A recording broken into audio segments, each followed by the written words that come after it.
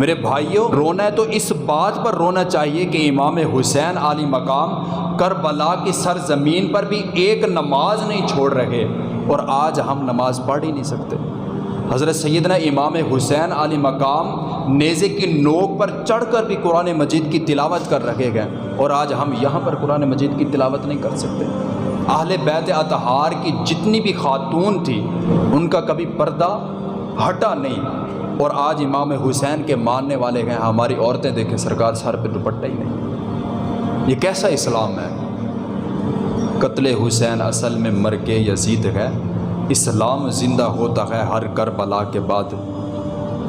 اس اسلام کو زندہ رکھا تم نے، جس اسلام کے لیے حضرت سیدنا امام حسین علی مقام نے اپنے 6 ماہ کا چھوٹا سا بچہ علی اصغر شہید کروایا، تو نے اس اسلام کو زندہ رکھا؟